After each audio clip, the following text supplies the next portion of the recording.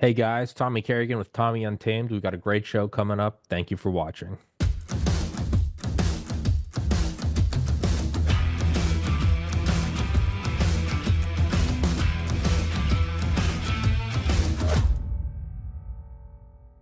What's up, guys? Thank you for watching Tommy Untamed. We're going to take a quick break and give a shout out to the sponsors who support the show and make it possible. The world's smartest investors are not buying oil stocks. They're buying mailbox money or oil royalties instead. I'm talking about passive income that shows up month after month, starting with as little as $25.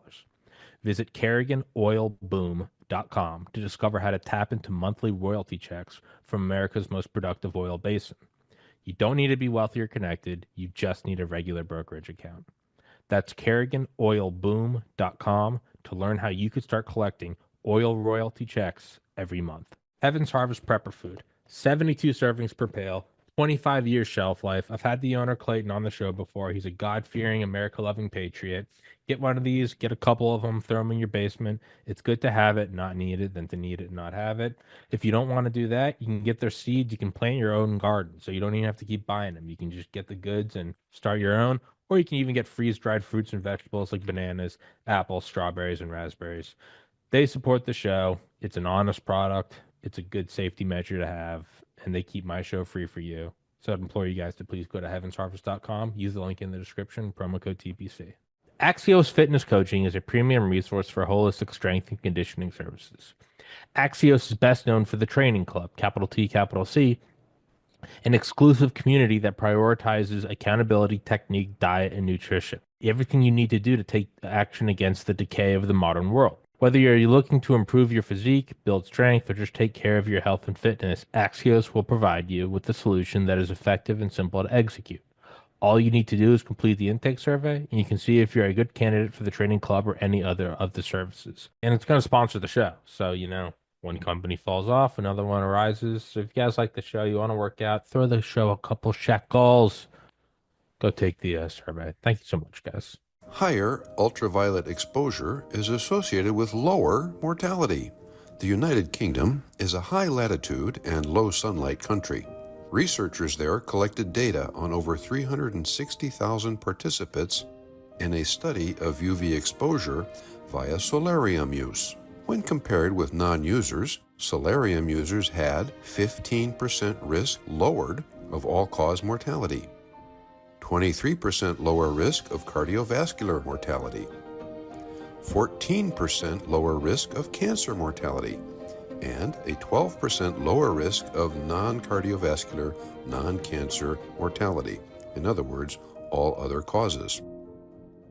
Quoting the researchers, our study adds to the growing evidence that the benefits of UV exposure outweigh the risks in low sunlight environments. A link to the original publication is available in the box below the video. Get some UV light this winter. Immerse yourself in the tranquility of the blue.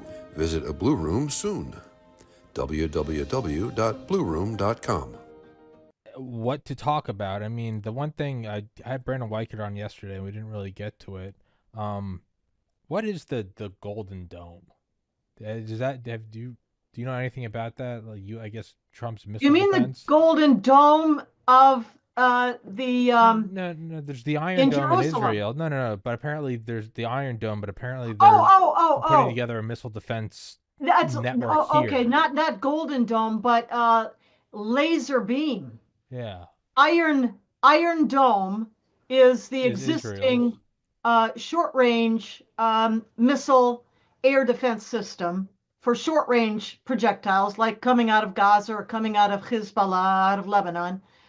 But what they've been working on and apparently going to be deployed later this year, 2025, is the Iron Beam. And this is a laser based system for air defense, which is super much more cost effective, way cheaper than 100,000 missiles apiece in air defense for the Iron Beam, Iron Dome. No, yeah, the Iron Dome. And it also has the ability to cover, like a broader area of the sky. It seems to me than being able to interdict multiple targets at once that might be coming in. Um, and what it does is the laser beam messes with the electronics, of the projectile, whatever it may be. Could be a drone, could be a rocket, could be a missile, and messes with the electronics that disable it, basically. Um, could you touch on what we're seeing right now with the I mean, I don't know what how else to say it, but seemingly terrorist activity versus Tesla vehicles. Oh, geez, what a it's awful. So, what we've seen over the past few days, maybe going back, I don't know, maybe to the weekend or so, the past weekend, are these attacks of vandalism, property destruction, shots fired into Tesla dealerships through the windows, and the firebombing of Tesla vehicles at Tesla dealerships. And we've seen, startling footage, videos, I suppose, on the news, right, of multiple vehicles on fire. And this has been taking place in different places. Certainly, Las Vegas, Nevada is one of those places, but other places too. And it seems to be some sort of I mean, it's hard to figure out what these people are thinking, but they're attacking Tesla as a an Elon Musk electric vehicle company. I guess because Elon Musk is identifying and finding waste, fraud, and abuse in our government agencies and departments. And as a result, the secretaries of the departments, the directors of the agencies, then the responsibility is over to them, and they are eliminating a lot of these line items that are absolutely ridiculous. The export, of DEI and elemental peace stuff all over the world, including, to places very ill suited for either one of those ideologies. Um, so for some reason, people are upset that Elon Musk is working with President Trump through DOGE, the Department of Government Efficiency, that acronym stands for, upset that we are now eliminating waste, fraud, and abuse in our, government system, which will help the American economy and workers in the American economy across the board at the same time that they are um, attacking Tesla property and individual people's property, people who own, individually own electric vehicles made by Tesla, uh, which then throws the cost for either those individual automobile owners or the dealerships, throws the cost of that onto their insurance companies, which will now have to raise the rates for everybody who has that insurance. So absolutely none of this makes any sense, but then what from the left ever did? No, it doesn't. You're not gonna find any rational sense there, and it seemingly doesn't matter. Like I thought EVs are gonna stop the big bad climate change. I don't even care why they hate Elon. You're allowed to hate people. That's fine. I don't care what their reasoning is. I don't I don't even like loosely understand the idea of attacking people that own these cars. Well, I mean, and again, let's be clear.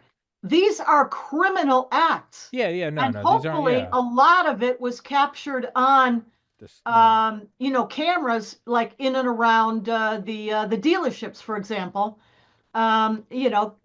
Captured images of those perpetrating these crimes, and that those people will be identified arrested, prosecuted for crimes that are literally domestic terrorism.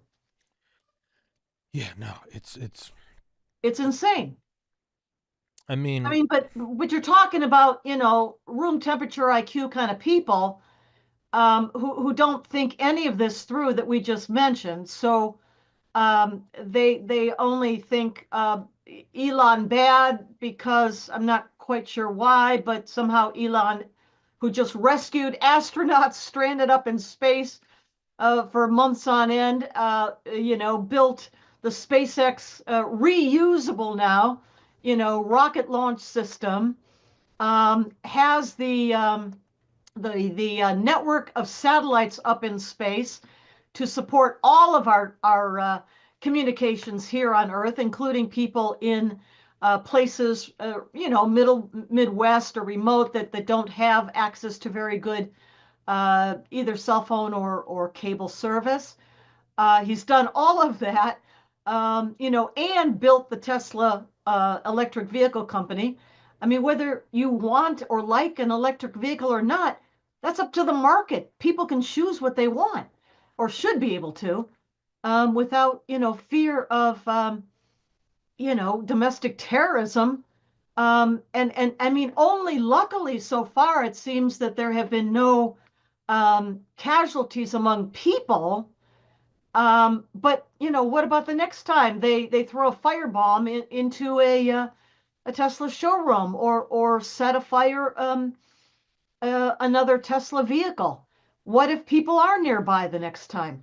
It's only fortunate so far that nobody has been hurt or killed. I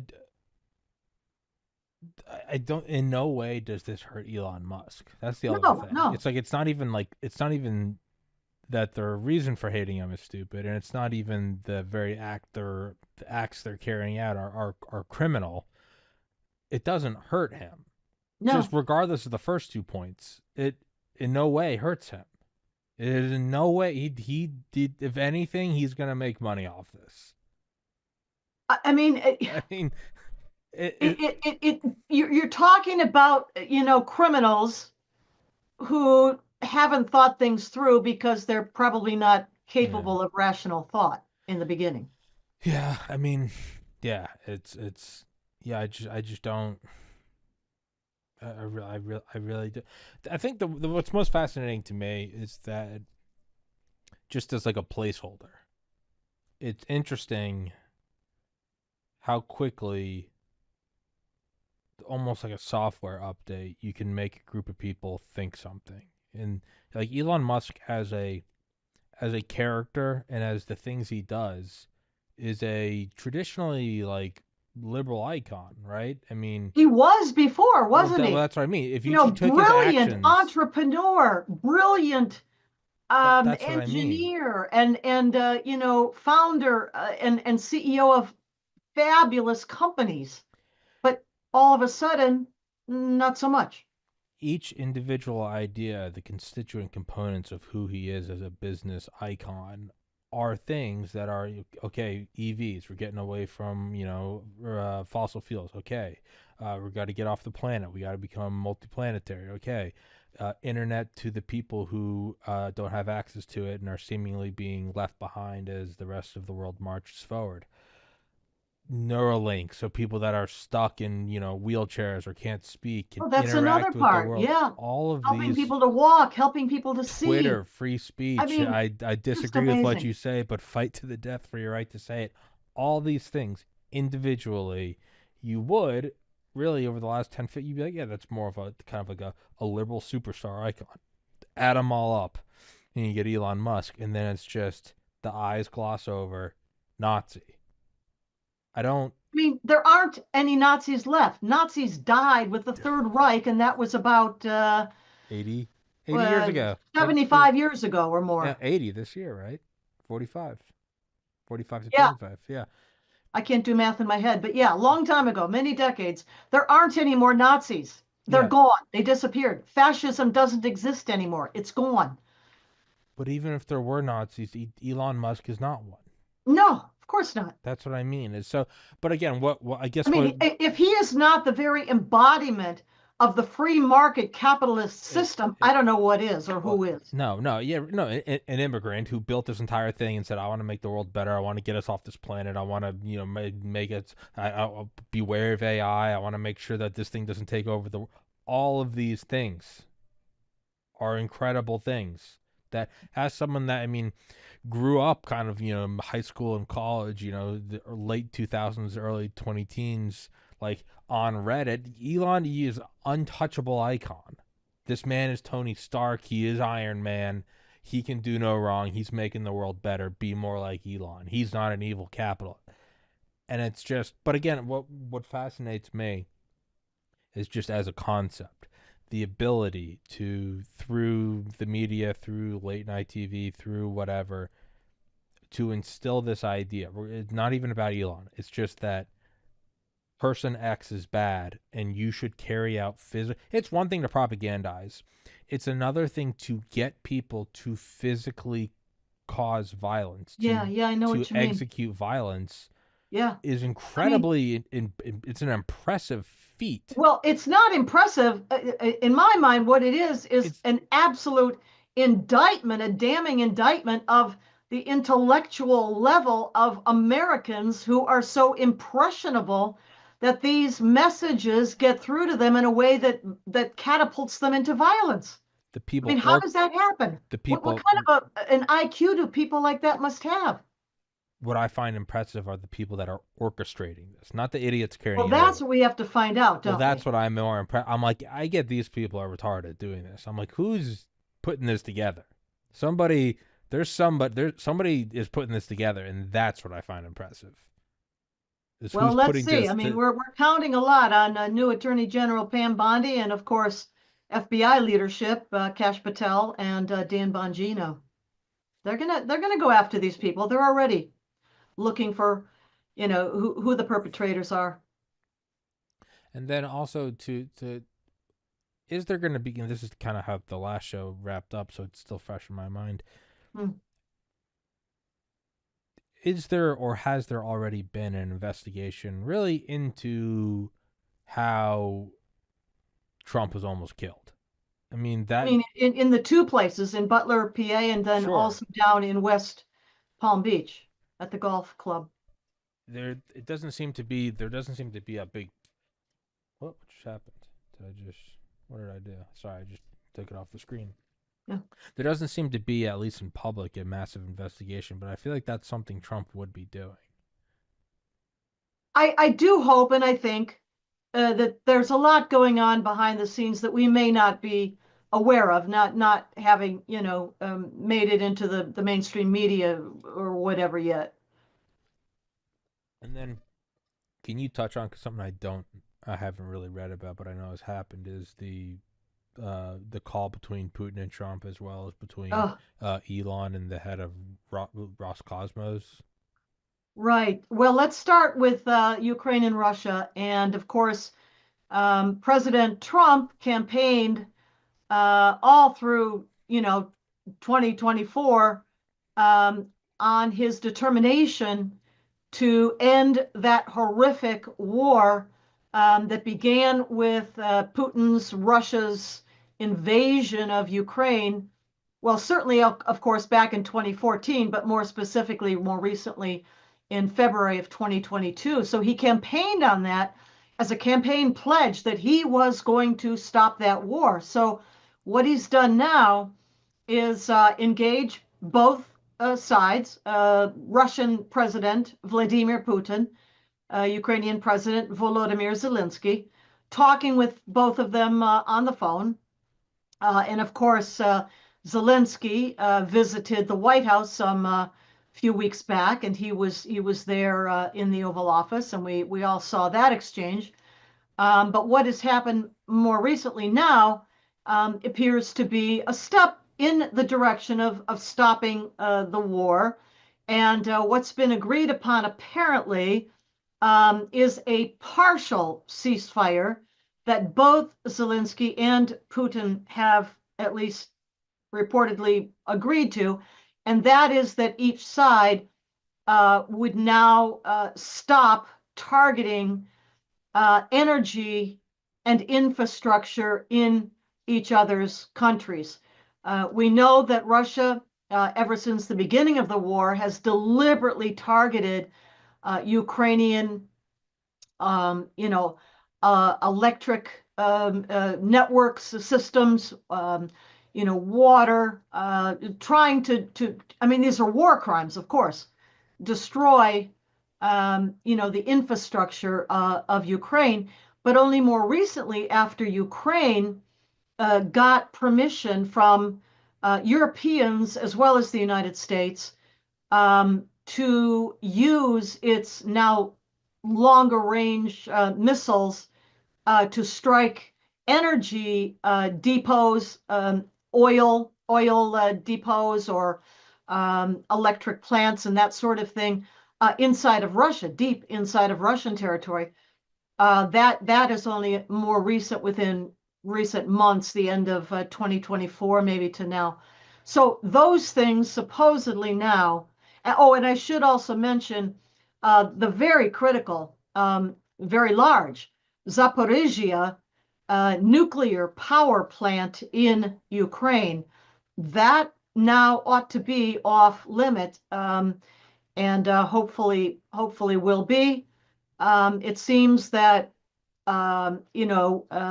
compliance with what has supposedly been agreed to is taking some time. There were, Russian attacks against Ukrainian infrastructure even after supposedly these phone agreements had been reached, but maybe it took some time to reach, the commanders on the ground or whatever. I don't know. So I mean that's a step towards what President Trump is trying to achieve. But what it does mean is that Russia is still free to attack Ukrainian cities, apartment buildings, kindergartens, playgrounds, and hospitals and clinics in the meantime. How does it realistically end if you have a crystal ball, which is obviously the $100 zillion question, but how does this realistically end in your estimation? Well, if the discussions continue, the negotiations continue, I know that President Trump's objective is to expand that ceasefire to a broader ceasefire. There would have to be drawn lines of demarcation along the front lines, that is, of the battlefield. The trouble is that Putin is issuing, and his people around him are issuing statements to the effect that before any more discussions take place, Russians need to have acknowledgement that Russia gets to keep all the occupied territory that they have seized, sovereign national territory of Ukraine that they have seized over these many years, certainly back to February of 2022. And those particularly would be in the Donbass, the Donetsk and Luhansk Oblast, but also Zaporizhia Oblast and Kherson Oblast, those being sort of in the south eastern part of Ukraine. And Putin is still clinging to maximalist demands for any further ceasefire, that those ceasefire lines be drawn to cede to Russia Ukrainian sovereign territory, which is internationally recognized by the United Nations and the international community. And of course, that can't happen. There have been offers, or at least statements of potential offers, of peacekeeping troops, that's boots on the ground, from Britain. I think from Sweden is the other one I've heard. But of course, that can only happen once there's actually a peace, a real ceasefire overall, for which peacekeeping troops can be assigned to patrol, to keep, which is not the case right now. Statements coming out of the Kremlin from Putin and those around him um, Lavrov, Dugin, Medvedev, and so forth, um, continue to cling to, as I said, maximalist Russian demands that essentially, um, Ukraine, I mean, the objective, of course, is that Ukraine cease to be an independent sovereign nation, and that it be once again under the tyrannical rule of Russia, of Moscow, an expanded, Soviet Union once again, or if not, Russian Empire, um, and that Zelensky violate his own constitution, which bars national elections in wartime under martial law, which is, of course, the situation that has prevailed since February of 2022. That's the Constitution of Ukraine. They're demanding, the Russians, I didn't know that that. Zelensky basically abdicate, and that all foreign aid, meaning coming from the West, from the United States, from European countries, end. No more aid to Ukraine. So I mean, there's all these demands that the Russian leadership is putting forward, which makes further discussions about a real, honest to goodness ceasefire seems to be pretty difficult. But we shall see. What is maximalist? Is it an obvious meaning? Maximalist mean like just maximizing their own benefit? Well, it means that the Russians under Putin have never ever backed off of their demand that Ukraine become a conquered, um, you know, dominated entity without national sovereignty, dominated by Russia, without a military to defend itself, with the government of Volodymyr Zelensky disbanded, with no foreign aid ever coming in ever again, and that Ukraine, this is maximalist, that Ukraine ceased to be a sovereign, independent nation state, but rather be subsumed back under something like the Soviet Union or Russian Empire. I mean, Russia is an empire. It's never stopped. It's always been an empire. It's not really a country. It's an empire, and everything in it is in it by conquest and terror. That's what Russia is. In terms of the agreements towards the not attacking energy, it comes back to an author I had on, God, forever ago.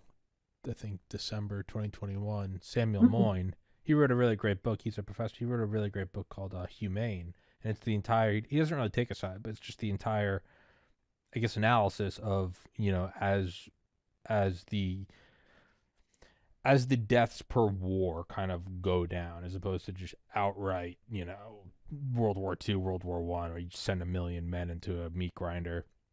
As it moves towards, lower and lower total number of deaths, to Korea, to Vietnam, to GWAT, does making it more humane, with more precision strikes, does that make it a tool that we start to use more because it's more humane, or does making it more humane is that, are we inevitably kind of approaching, way down the road, centuries of no deaths per war? He doesn't really take a side; just presents them both. Yeah. By being more humane, do we do it more or not? No, there's no such thing as humane. That's a ludicrous concept to begin with. Well, that's what he kind of goes Warfare into. is Is about killing. yeah, I mean, we have to understand that's what warfare is. It's about killing enough of the enemy that enemy gives up yeah, its objectives, yeah. whether General it's the Patton's. Russians seeking to seize territory, whether it's the Ukrainians seeking to defend their national sovereignty. Warfare is about killing enough of the enemy that they give up. Yeah, It's nothing humane about it. no, and It's crazy. that's what he kind of goes into. He's like there is no. He I think you would actually like his. He agrees with that. But yeah, no, it's like General Patton. It's like, yeah, the idea isn't to die for your country; it's to make the other poor bastard die for his. Right? I mean To that. the point that enemy decides it's no longer worth it to continue. Yeah, yeah, and so That's what warfare is. yeah, and or General Curtis LeMay, right? If you're going to use violence, use an overwhelming amount, use an overwhelming and I guess, liberal amount, because it will ultimately save more of their lives than your own by ending the conflict Like sooner. using the atomic bomb against Japan at the end of World War Absolutely. II, for example, saved millions of lives despite the Both horrific, Japanese and American. both, exactly. I mean, despite, its horrific consequences in Nagasaki and Hiroshima. Um, but that's the idea, yeah. So which brings me back to the agreement to not attack energy infrastructure. Is this something that makes the war go on longer because it's seemingly quote unquote more palatable? You won't attack my energy grid, I won't attack yours. Or is this something that is moving towards the most realistic peace compromise? There's kind Well, I of no mean, right answer. It's just it's a I'm pretty speculation. sure that, President Trump's idea is that uh, it's an incremental, step-by-step process toward an ultimate basic cessation of hostilities Yeah. on both sides. I'm absolutely positive that's not how Vladimir Putin thinks about it. No. Putin is going to take advantage of, every bit of extension of time that there is, in order to, extend his conquest, solidify his conquest, and continue his war aims. So that's yeah, that's what I'm getting to. Is like good or bad. It's kind of, I mean, it's kind of damned if you do, damned if you don't. Yeah, I don't really see this leading to a peace, but I'm also like, well, then what's the other conclusion? You just let it keep grinding. It's very easy for me to kind of sit back and look at this detached because I'm over here. But I mean, I mean, how does it end? Is it you just keep doing little peace compromises until finally the bullets stop You know, flying? there's a senior fellow in one of the think tanks in Washington D.C. His name is Andrei Ilarionov, and Andrei Ilarionov at one point was a top inner circle advisor to Vladimir Putin, Russian. And so he knows Putin very well. And sometime a decade more ago, maybe almost 2 decades ago, I forget exactly the year, he left Russia, came over to the United States, and has been associated with think tanks here, Washington, D.C., ever since. And he produced a short video not that long ago, and I'm not sure I remember where it was posted, but I saw it. It's not that long, 10, 12, 15 minutes long, maybe. And he basically said, based on his personal acquaintanceship, knowledge of Vladimir Putin and how he thinks, how he operates, Ilarionov said, the way to end this war is victory. In other words, what we were saying before, enough pressure, enough casualties inflicted on the Russians that they at some point say this isn't worth it and they stop. That was his point, and that is how he thinks about Putin, that he will continue, he will keep going, and maybe not even stop at Ukraine. I mean, he's very openly threatened the Baltics, Estonia, Latvia, Lithuania, as well as Poland, specifically by name, as the next steps after Ukraine. And of course, we know that Russian troops are already in Moldova. They're on the western border of Ukraine, up against Moldova is uh, geographically near Romania, a NATO country, but Moldova is not a NATO country. So troops already in Moldova. Um, Putin already attacked Georgia back in 2008, Mm-hmm. attacked, Crimea. Ukraine 2014, 2022, and specifically threatened the rest. So I don't know why people have such a hard time believing him when he makes these threats, That's fair. based on the past record, and simply based on what we know historically of the Russian Empire. An empire is by definition expansionist. It doesn't just sit there and say, national sovereign borders, we stop. No, it keeps going until it is stopped. And this is what Iladionov is trying to say, I think, in that video. And that is that, a neo-Tsar like a Putin is not going to stop until stopped. Yeah, no, that's a fair point. Is yeah, we're not even. It's not like we're extrapolating on something from 300 years ago. It's like, yeah, this is in my lifetime. 2008, Yeah. I was in high school. 2014, I just finished Hmm. college, and now 20. It's like, this is within my own Sure. life. Like, this is for my own adulthood. Really, it started when I was 18. Like, yeah, it's not some abstract, like, well, if you look at the history of the the Ming Dynasty, it's like, no, this isn't like that. I mean, that's a fair argument. Like, no, we've seen it. This is the third one. This isn't some, like, well, if it happens again, like, no, this is the again. Um, to the agreement on not attacking the energy, how does that tie into? Because I think the day after or the day of the Zelensky Trump flare up in the Oval Office, I believe the State Department announced I don't know why I remember this, just stuck in my head. The termination of, I guess, the American reconstruction of their energy grid or electricity grid specifically, or does that tie into that where it's like, hey, we're Well, not paying for this anymore? yeah, no, it's a step after that, when Trump and Zelensky sort of patched things up, and have now moved through these phone calls, multiple, to the ceasefire arrangement that the U.S., Ukraine, and Russia supposedly, not so sure about Russia, but Ukraine and the United States have accepted, and Putin, as we said, still holding out for his maximalist claims, objectives. But I would add one thing about, when we're talking about the behavior of an empire like Russia over the centuries, and certainly in our own more recent lives past, um, and that is that the excuse is thrown up over and over again. This is pure Kremlin propaganda, by the way. This has nothing to do with reality.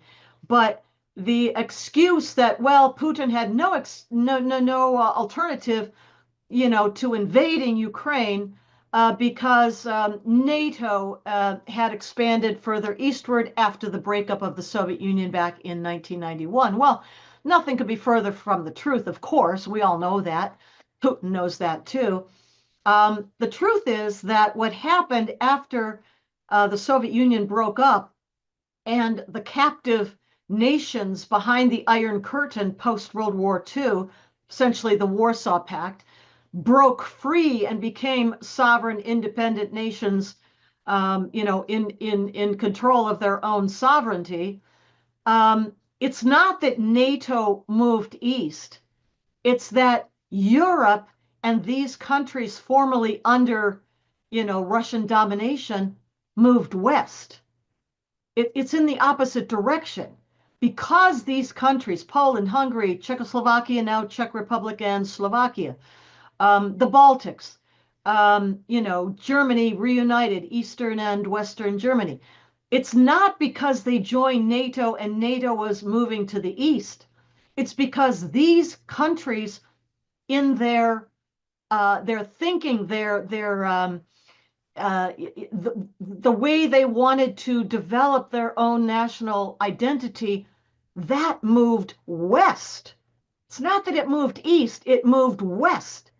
And the reason that that was a threat to Putin and Russia is because the ideology of Western liberal democracy taking hold in these countries, individual liberty, sovereign national identity, with defensible borders, that could infect Russia and the Russian people at some point.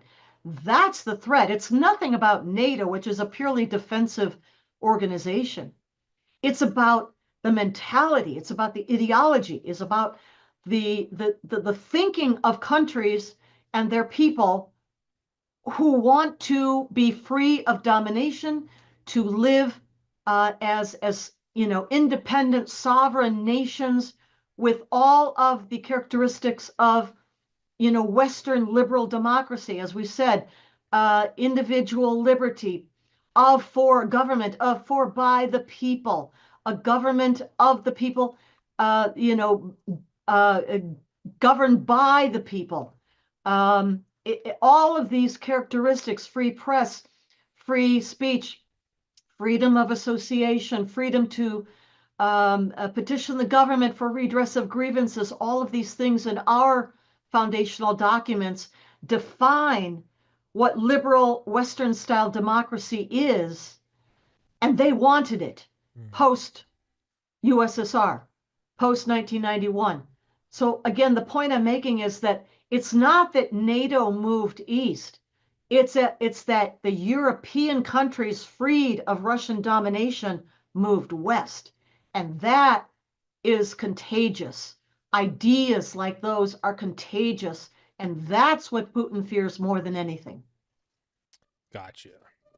No, I'm picking up what you're putting down, and then what kind of when did Trump and Zelensky talk again after the Oval Office one? Well, Do I we think know? multiple times, Okay. and more recently within the past week.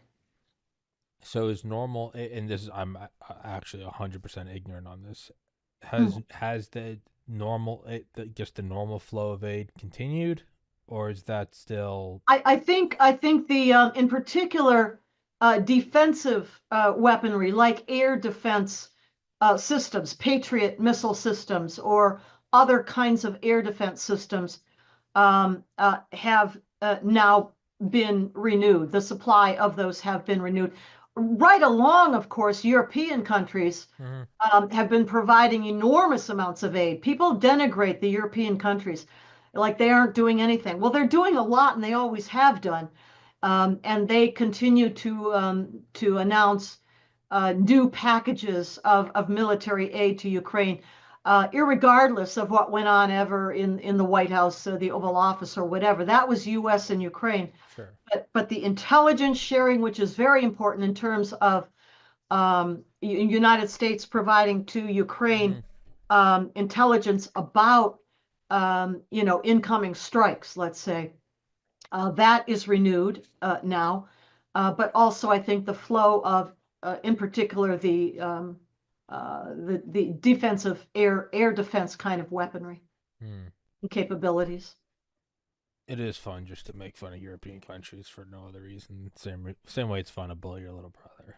It's Well, I not mean, not fun. I'm not I'll saying it's mention justified, but it's fun. the Baltics again. Estonia, Latvia, Lithuania have essentially gone to a war footing. They are calling up their reserves.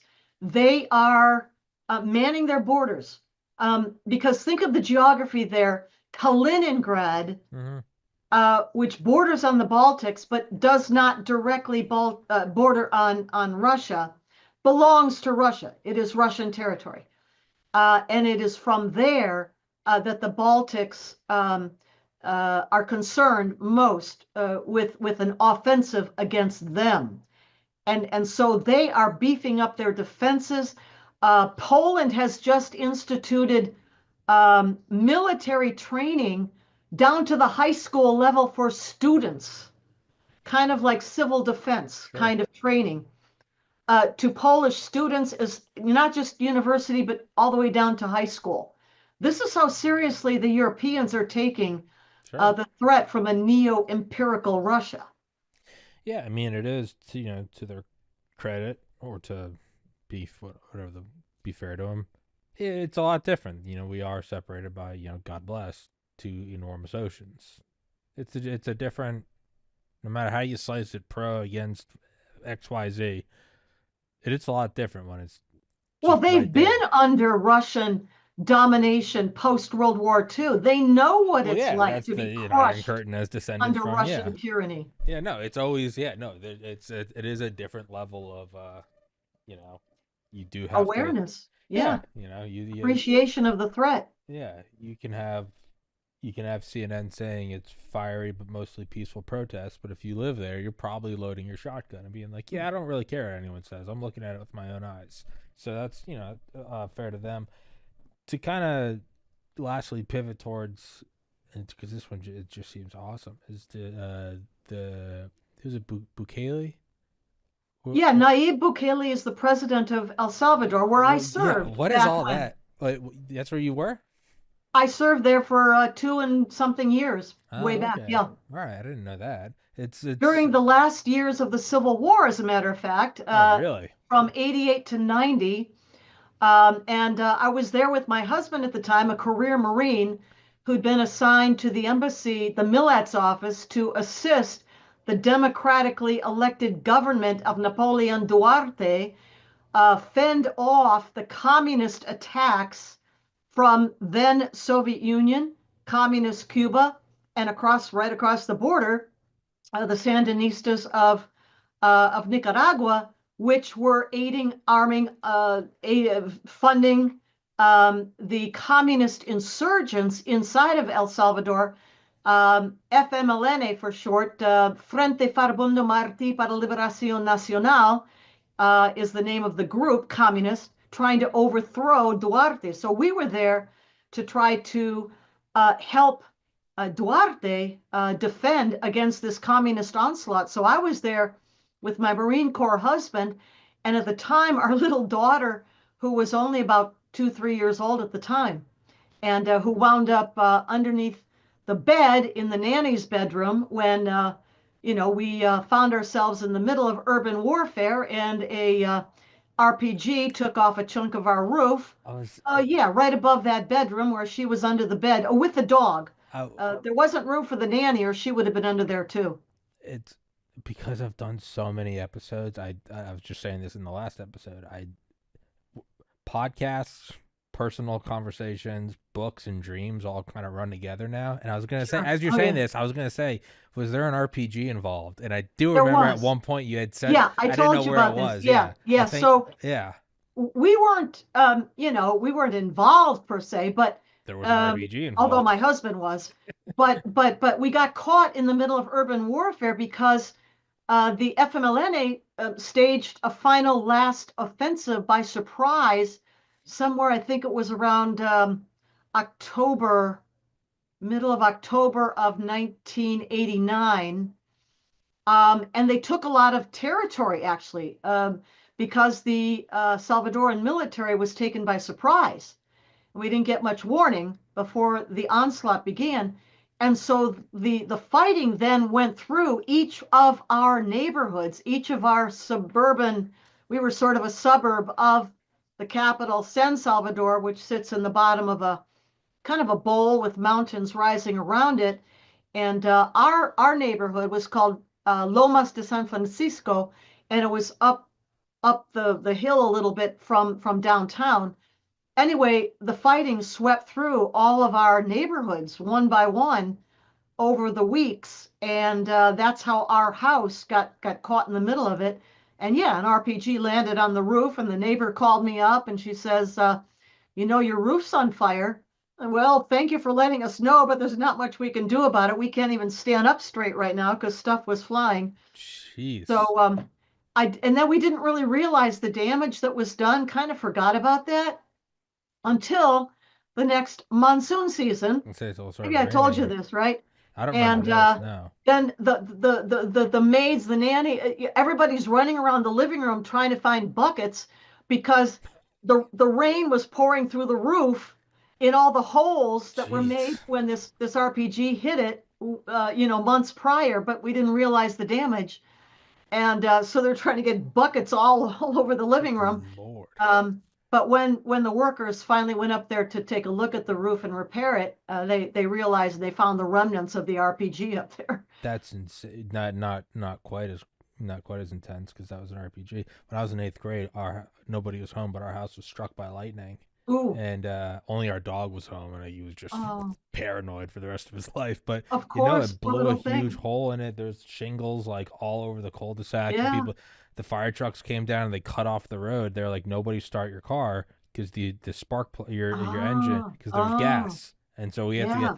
I just vaguely remember that. And like, Wow. yeah, no, yeah, that Well, I mean, blew a hole through it. after all this urban fighting that continued for quite a while, the State Department, the embassy, decided to evacuate all the dependents, Yeah. and so our little daughter had to get evacuated up to cousins in Texas for a while, and my husband and I, we moved. They wanted to consolidate us so that it would be easier, people would be safer, not spread out all over the neighborhoods.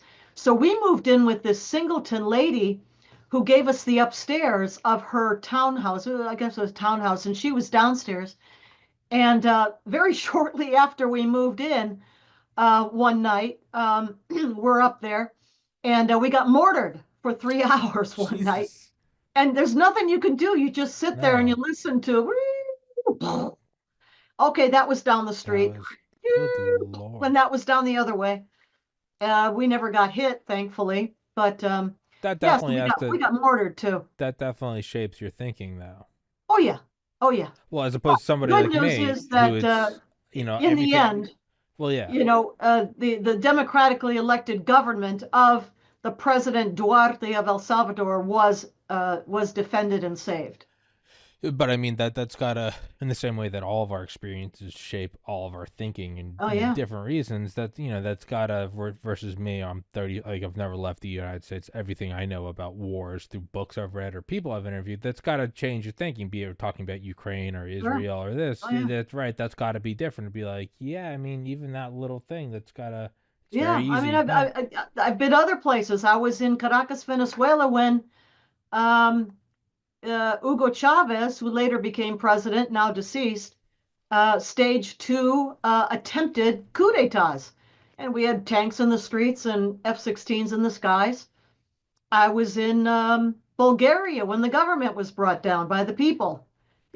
Civil unrest, all of this. But you were asking me about Oh Nayib yeah, I completely Bukele, forgot weren't about you? that. Yeah, yeah. No, about was it the Salvador. yeah? How many? And then what? I know there's agreement where they got that crazy jail, and they were like, "We'll take it for a fee that's good for us because we don't have to care Uh-huh. for them, and it's good for them because it's the Yeah. exchange rate."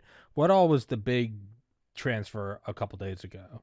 Right. So there were a couple of planes full of um, some of the most dangerous of the worst of Tren in de particular Agua. gang members, in particular Venezuelan gang members from the Tren de Aragua, but also Salvadoran gang members from MS-13.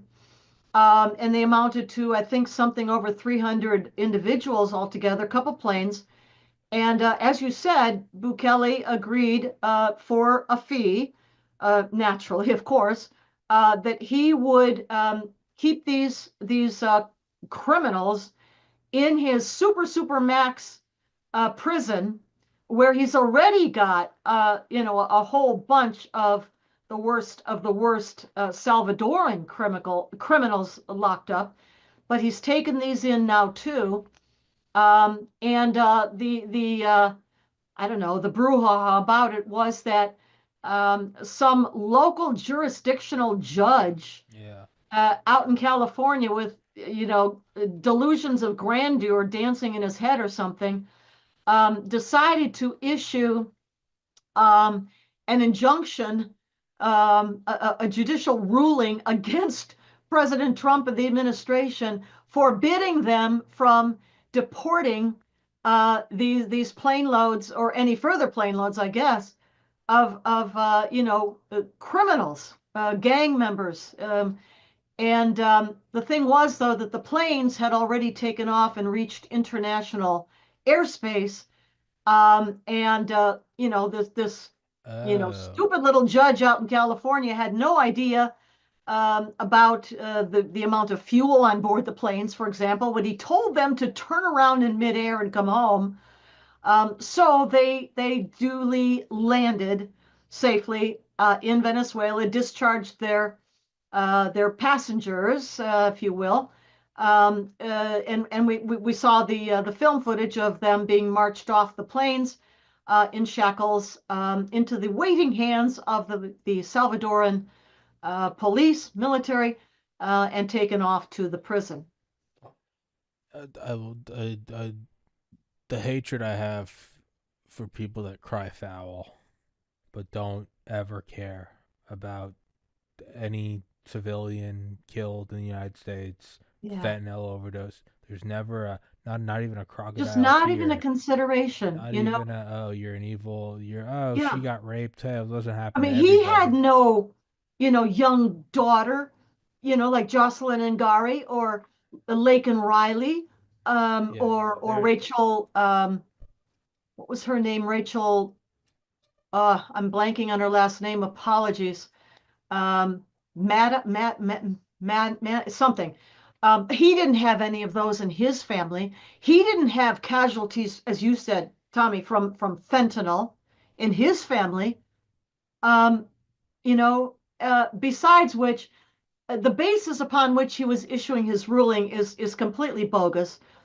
He was saying that because President Trump is relying on a law passed in 1798 called alien. the Alien Enemies Act, which permits the President of the United States uh, to deport those aliens who are enemies, who are invading our country, alien enemies, because I don't know, because the law was so old, it shouldn't apply anymore or something. And I saw the perfect Tom comeback Homan, yeah. from our fantastic border czar Tom Homan, I think it was, The yeah. Constitution's And he 22 years says, older than that.